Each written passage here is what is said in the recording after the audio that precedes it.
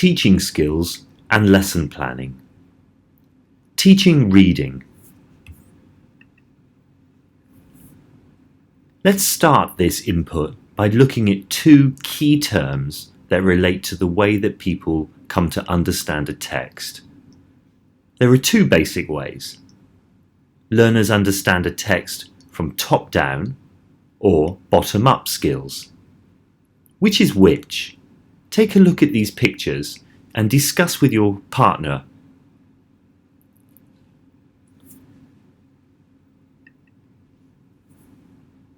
Top-down processing. This means processing the text as a whole, trying to understand the general message or messages without necessarily understanding all of the details. In the classroom, you could include strategies for helping learners develop their top-down processing skills. These could include reading or listening for gist. Gist means the main idea of the text. It could include predicting what they will read or hear, drawing inferences from the text, or summarizing it. The opposite approach to top-down is bottom-up processing, and this means focusing on the smallest meaningful units, phonemes, decoding and linking them together to form the words, phrases, and sentences which complete a meaningful text. In real life, learners, or fluent readers generally, use both processes. In the classroom, bottom-up practice activities give our learners confidence. It helps them to accurately hear and comprehend sounds, words, intonation, and grammatical structures. For example, through listening or reading for specific details in a text, or for recognizing word order patterns. The Trinity Cert TESOL syllabus lists a number of sub-skills related to reading. Let's quickly go through them. Predicting content, vocabulary and answers in a text. Recognizing the genre of a text, for example, a letter or a newspaper article, from its format and layout. Making use and navigating a text by focusing on the titles, subtitles, any indexes, etc. Through skimming the text, or through scanning the text. Intensive or extensive reading. Deducing the meaning of a word from its grammar, form and context. Decoding spelling to understand words, often referred to as phonics. Understanding grammatical structures and syntactical relationships. Distinguishing between language form and language function. Understanding cohesive devices and discourse markers. Distinguishing main points from supporting information, and making inferences. During your face-to-face part of this course, you're going to observe a reading lesson for adults. Right now, we're going to focus on the staging of that lesson and see what happens at each stage. During the observation, you'll note down what happens at each part of the lesson and the tasks which correspond to the staging that you can see here now. We'll go through each of these stages in detail so that you'll see what each one entails, and you can start to think about what kinds of tasks might be suitable for this stage. This information is included in your teaching reading handout. Let's quickly review these and then go into more detail. So stage 1 is to set the context and create the motivation in our learners to read. 2 is activating schema. This is background knowledge to help them understand the text. It can be done through discussion or prediction, etc. Step 3, pre-teach any important vocabulary. 4, set a task for gist or general meaning. Students first read or listen for gist, then compare their answers in pairs, Finally, you'll give feedback on answers to verify or clarify any doubts. Set the task for comprehension of detail in step 5. Give time for students to process the questions and then read or listen for detail. And finally, they compare their answers in pairs. And 6, set a follow-up activity that focuses on the content or output from the text. So let's start at the beginning. Step 1 was creating motivation through setting the context and activating schema.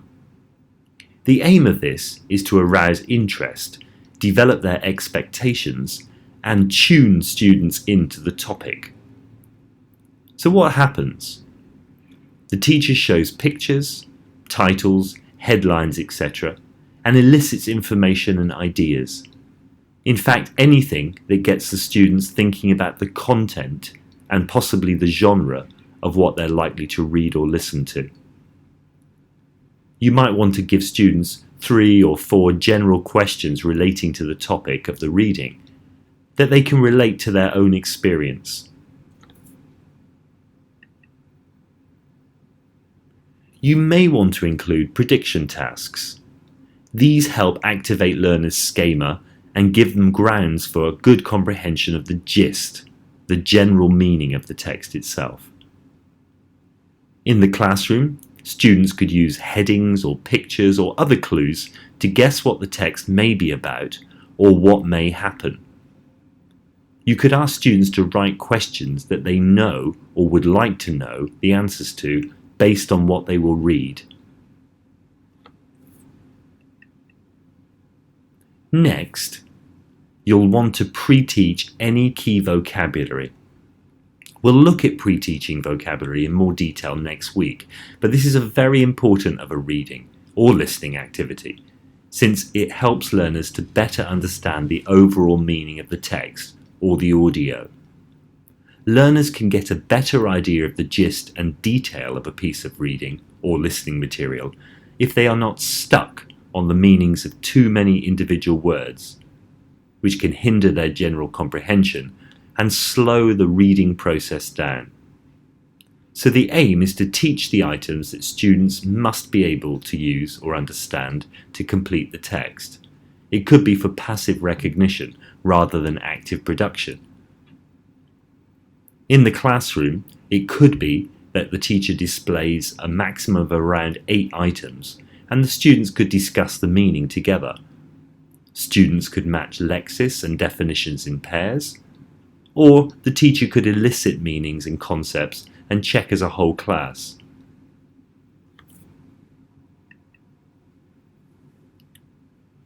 Next, students need a purpose for listening or reading. We always read with a purpose, so this stage mimics real life. The aim is to provide motivation and ensure that the students have a focus. Give them a question, confirm that students understand the task before reading by checking instructions and the concept. Then the students read for gist. To practice the sub-skill of skimming as well as a way of improving their overall reading comprehension. You could set a realistic time limit. This helps train our students to skim rapidly rather than reading every word. There are some examples of gist questions on your handout. After a general quick reading of the text, you'll want to provide communication and interaction opportunities to give students the chance to check and discuss their answers, and also to provide feedback so that students are confident that they understand the basic meanings. In the classroom, students could briefly, for example 30 seconds, compare their answers. You monitor and gauge the success, and encourage and guide learners to find the correct answers. Finally, round up in open class just to check that everybody's on the same page. Give feedback on the answers. Correct any and clarify any errors, You could nominate a student to provide the answers and then check whether the class agrees. Teacher could ask, "How do you know?" This is a good strategy because it forces learners to go back to the text to understand it better.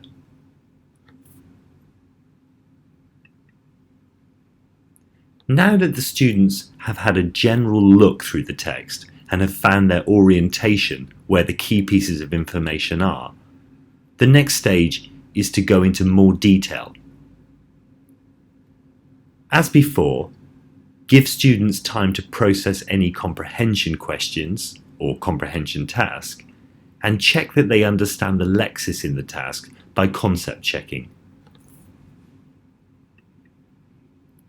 When they're ready, the students read for detailed comprehension. This practices strategy for careful reading. Students have more time now to allow them to read carefully and go back over sections as they wish for a more detailed understanding. Referring back to our list of sub-skills, these could include scanning, inference, using contextual clues, etc., in order to understand key details within the text. While the students are reading, monitor. There are some examples of detailed questions on your handout.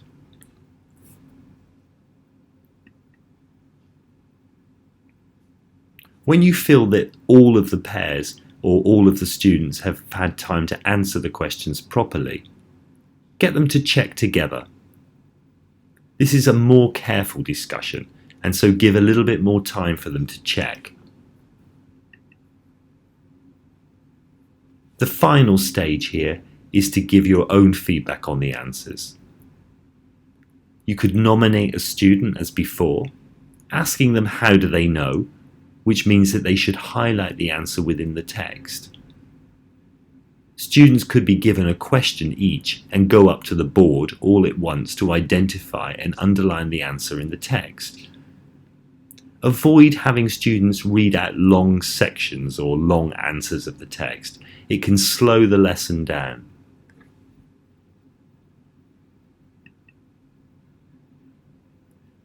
So far, the learners have read the text 2, possibly 3 times.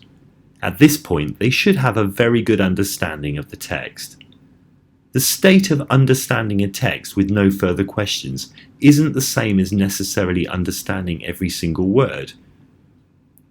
Following the reading, you want to give students a more communicative focus to take what they've read and apply it to their lives or their own way of life. Give completion to the task. For example, students could discuss ideas in the text or related questions from a personal perspective. They could summarize or reformulate the text in pairs. You could ask them to comment on the text. Do they agree or disagree with the opinion? Did they enjoy it? Why not? Why?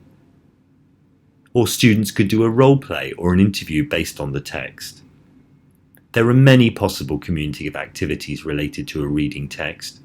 The key thing is to select something that takes the content and helps the learners apply it to their own personal situation.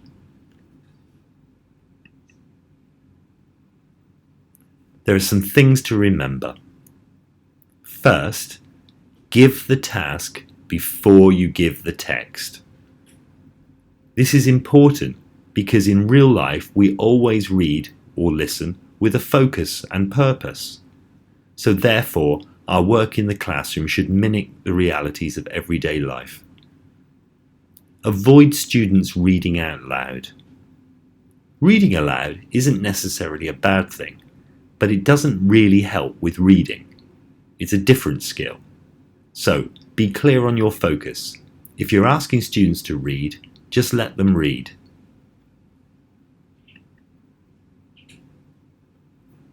Okay. Before we continue, memorize the staging. You've just seen a typical staging for a reading or possibly listening lesson or activity. So now you can check in your handbook or go back to the screen here. Memorize them and then test a partner. Pause the video now, and when you're ready, click to continue.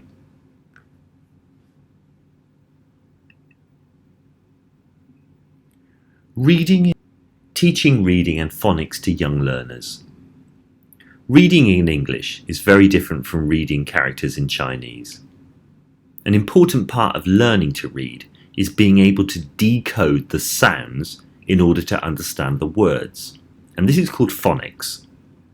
To read well, students need to be able to read both individual words as well as understand the overall text, but English spelling often makes this challenging. So we're going to take a look at using phonics in order to develop reading skills. And there are 5 key areas of teaching reading.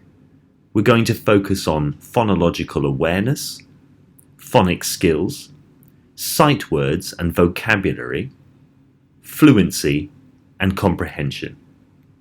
We'll only look briefly at the last 2. Teaching reading and phonics. Number 1, phonological awareness. Phonological awareness is the foundation for spelling and recognizing words. Children with phonological awareness can identify and make spoken rhymes, such as cat, sat, mat, hat. They can hear and clap the number of syllables in a word. For example, 2 claps for mother and 3 claps for elephant. They can also identify words beginning with the same sound, such as father and friend. A key feature of developing learners' reading skills in the early years is to help them understand the sounds of the language, and this is basically what phonological awareness means.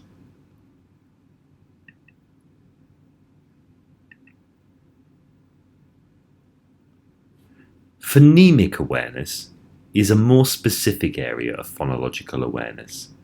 It means the ability to focus on and use phonemes, or individual sounds, in spoken words. Remember from module 2.3.3 that phonemes are the smallest meaningful sounds in spoken language.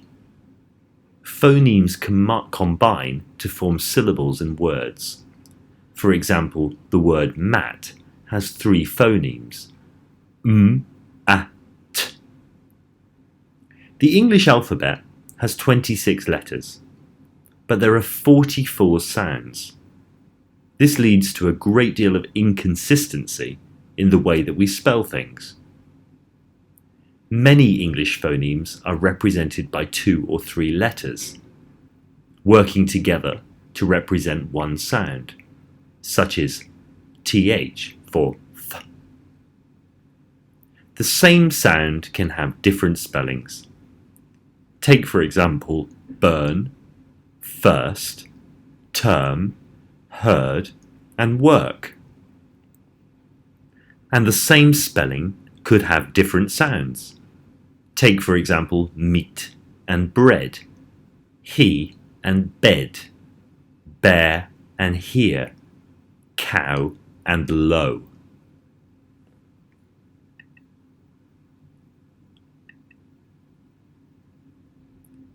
CVC.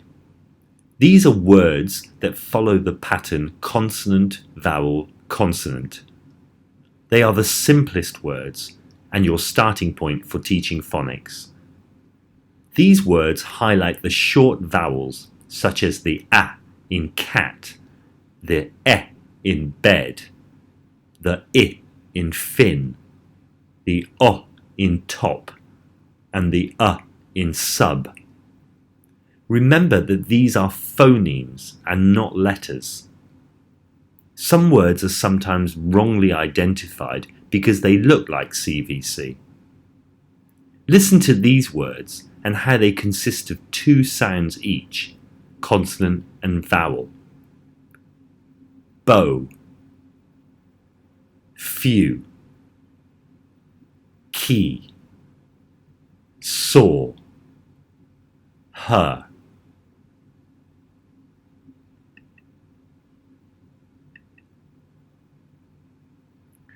Now, let's take a look at phonics skills.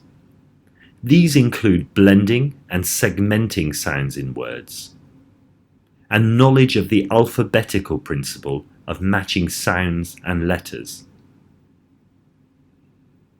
The television program Alpha Blocks teaches children blending and segmenting skills, but there are many others.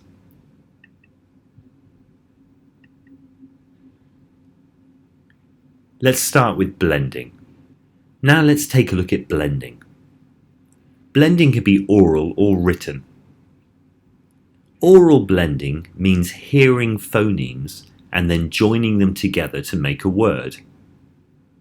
The instructor could call out b, s and say bus. With written blending, children recognize the sounds from each letter or letters in a written word. Again, the answer could be bus, and they break it down, b, s. From the letters and sounds, they work out which phoneme each letter represents. They then join them in order in which they are written to make and pronounce the word. This is the basis of reading through phonics, and we often call it sounding out.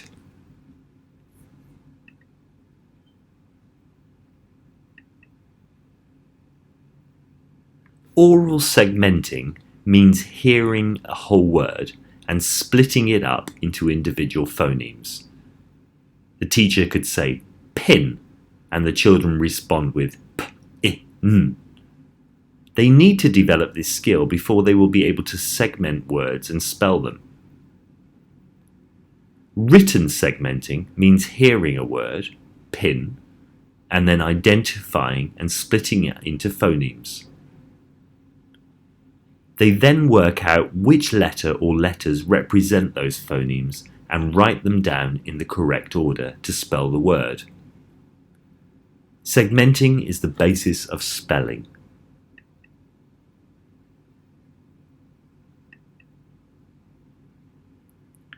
The goal of teaching phonics is to help children to learn and be able to use the alphabetic principle. The alphabetic principle is the idea that words are made up of letters that represent sounds. This is clearly different from what Chinese learners would expect from their own language.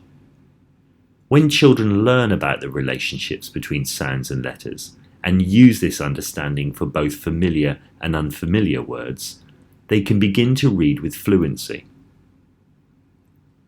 You could, for example, include activities for letter-sound matching. The instructor points to a letter and then drills the sound. Sounding out words. Point to a word, for example, net, and touch under each sound as the children sound it out. Move your finger under the word to indicate which letters represent the sounds. Reading connected text. Once children have learned basic CVC words, for example, dog, and vowel consonant words, VC, such as in, you could start introducing simple sentences. For example, the dog is in the box. There are many reading schemes, such as the Oxford Reading Tree, that highlight the alphabetic principle and develop readers' ability to read through a very carefully scheduled and structured program, introducing first short CVC and then moving from VC into simple sentences and phrases.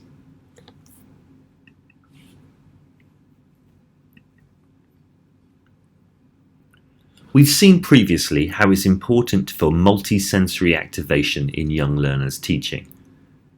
The richer the multisensory experience, the greater the learning opportunity. So here are a couple of activities that you could use that use the senses. You could, for example, have learners touch and feel the new letter sound. They could form it with their bodies, body letters. Sing and dance it. You could give each sound its own action and song. H can be hop, T playing tennis, D could be drum, for example. They could trace the letter on the board or the IWB. And they could put their finger on dots under the word to show the number of sounds.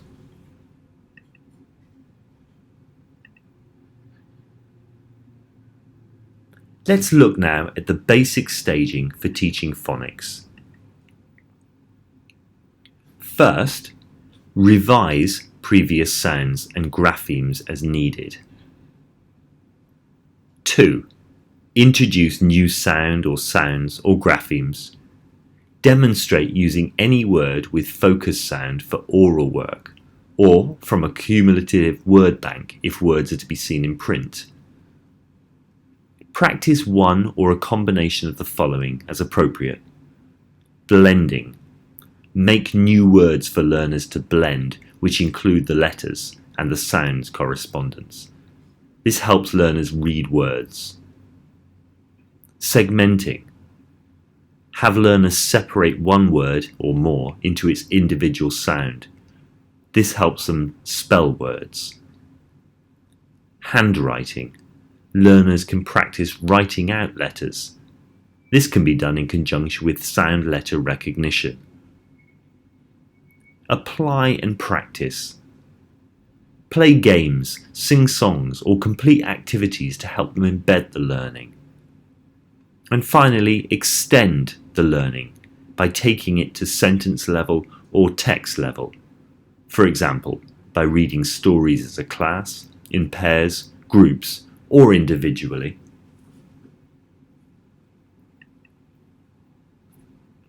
There's a lot to say about phonics, but for now let's move on and look at another key area of reading, sight words and vocabulary. There are around 100 words that make up the largest percentage of all reading texts. Because they are used so often, it's important that learners be able to recognize these sounds on sight. That's why we call them sight words. It may also include words which cannot easily be sounded out. They could include the words a, is, of, to, in, and, I, you, and that.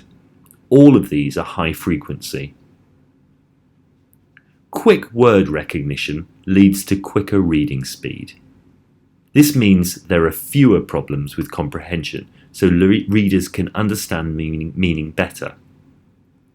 With children becoming good at recognizing sight words, they can pay more attention to new words and develop their vocabulary.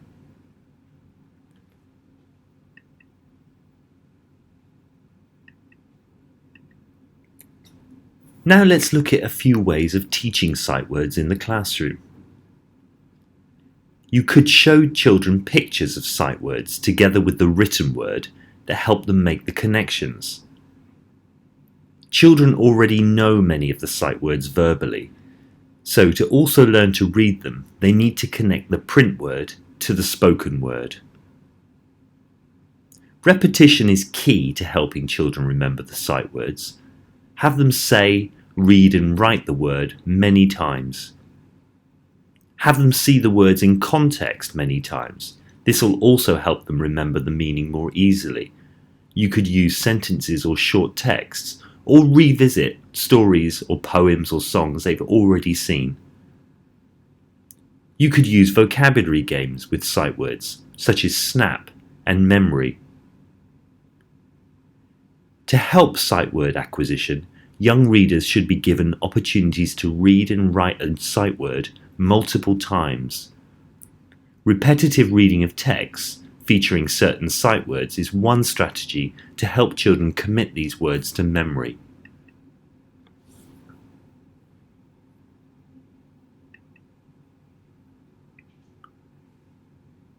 Now let's look at fluency. Fluency is the ability to read text accurately, quickly, and with confidence. It's like a bridge between decoding words and good reading comprehension. Fluent readers can think less about the words and more about the meaning of the text. They can respond to the text with emotion and thought. Children must learn to read words accurately and quickly to understand what they read. When fluent readers read silently, they recognize words automatically. When fluent readers read aloud, they read effortlessly and with expression. Readers who are weak in fluency read slowly, word by word, and they tend to focus on decoding words instead of comprehending meaning. So here are a couple of techniques for developing fluency. Give learners texts which are easy to understand and with clear rhythm. Poems, chants, songs, etc. all help. Read the text and have the children follow the text with their finger, and then read the text and try to copy your voice. Have them read the same text many times, each time smoother and with more expression. Model how to pause between sentences and phrasing. And have the students practice reading with feelings such as sadness or excitement to help them express and use intonation properly.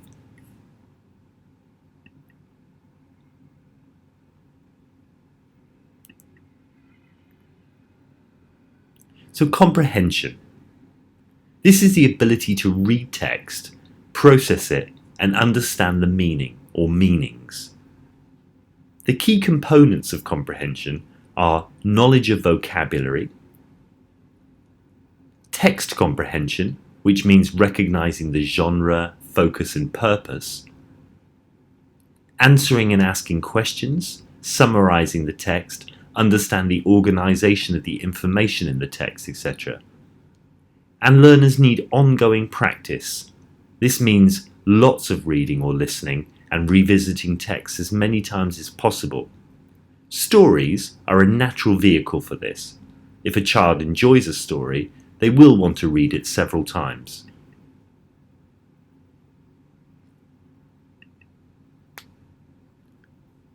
There are a number of resources available. For example, Breaking News English provides lesson plans with vocabulary, discussion questions, and more based on current events news. Not all of them will be suitable for younger learners, but some of them could be adapted for use in your classroom. There's also News in Levels, which is world news for students. These are current affairs articles, and they're useful for reading lessons.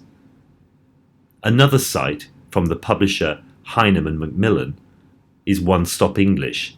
They provide topic-based reading lesson plans, covering a range of practical materials and topics that appeal to students around the world. All of the lesson plans include tips for teaching and learning reading. And here are some more. British Council Learn English Kids is widely available. They have many stories, poems, songs, etc. that are especially written for children who are learning English. There are original stories as well as traditional tales. One Stop English also provides stories and poems. There are anthologies available for children aged 5 to 12. In fact, there are 18 stories and poems with activities and worksheets, and each is accompanied by an audio version. One other resource that's useful is Lanternfish, which contains printable teaching resources for language arts, TESOL, TEFL, and ESL. You may know others that you might want to share with your group later. Think, pair, share. One of your first 3 TPs will be a reading lesson for adults. So how do you prepare for this? Well, you could look at some resources online or from other sources. Consider whether they need to be adapted. Take into account your learners' needs, interests, of course their age, the cultural context, etc. If your first teaching practice is a reading lesson, start planning your lesson objectives. You could refer to How to Write Lesson Objectives in the handout on Edmodo and discuss these with your group. Ensure you tell your peers which reading lesson you plan to do, just to avoid repetition.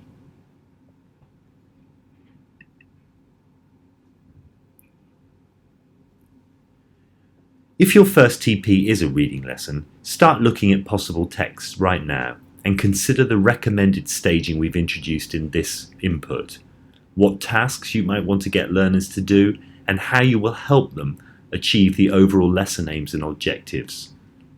Use the information in this input and plan carefully. You're going to discuss teaching reading in your next online tutorial, and by now you should be familiar with what you need to do to prepare. Go back and organise your notes and highlight any key information, concepts and terms that you've learned. You might want to check some of these with your tutor or with other members of your group. Prepare your questions and any comments that you want to raise, and if you've been able to incorporate these ideas into your current teaching, make some notes of any insights you want to share with your peers. Thanks for watching, and see you at the next online tutorial.